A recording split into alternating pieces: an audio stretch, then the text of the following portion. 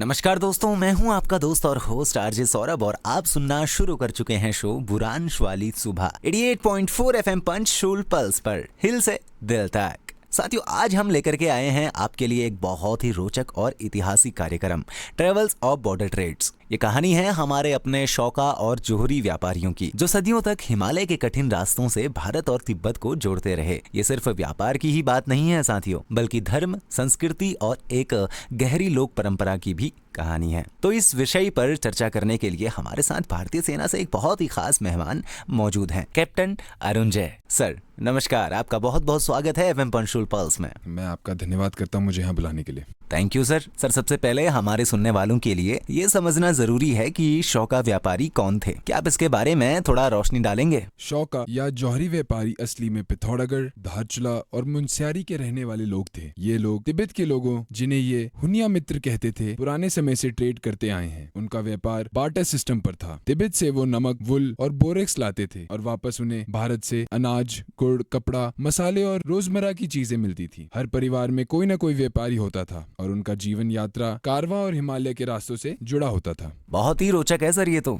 मतलब उनके लिए हिमालय के रास्ते एक तरह से जीवन रेखा थी। और जब हम हिमालय के कठिन रास्तों की बात करते हैं तो लोगों के मन में जिज्ञासा होती है, यहाँ ट्रेड होता कैसे था आखिरकार? कैसे और कौन से रास्ते होते थे?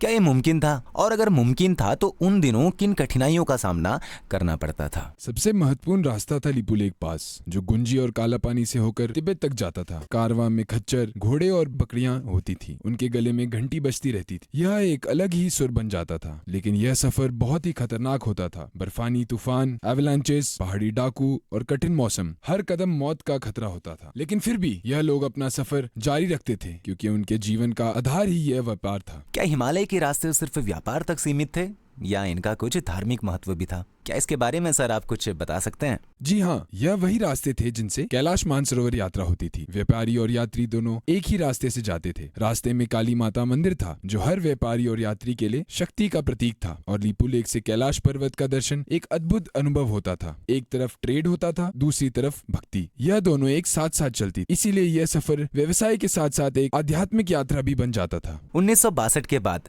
जब साइनो इंडियन वॉर हुआ, तब इस व्यापार पर क्या असर पड़ा? 1962 के वॉर के बाद बॉर्डर ट्रेड बिल्कुल बंद हो गया। बहुत सारे परिवार जो पूरी तरह से ट्रेड व्यापार पर निर्भर थे, उनकी अर्थव्यवस्था टूट गई। फिर 1990 के दशक में सरकार ने इसे दोबारा शुरू किया, लेकिन सिर्फ लिमिटेड आइटम्स और सिंबॉलिक बार्टर के रूप में। इसका असली स्वरूप कभी वापस नहीं आया। आज के समय में इसका क्या महत्व है सर? वर्तमान समय में हम देखते हैं कि ट्रेड के बजाय बॉर्डर टूरिज्म और कल्चरल एक्सचेंजेस पर ज्यादा फोकस है। Kumaon car rally, vibrant villages programme और कैलाश मानसरोवर यात्रा, यह सब एक नए रूप में उसी परंपरा को जिंदा रखते हैं। यह सिर्फ गांव को विकास नहीं देते, बल्कि देश के लोगों को सीमा के लोगों से जोड़ते भी हैं।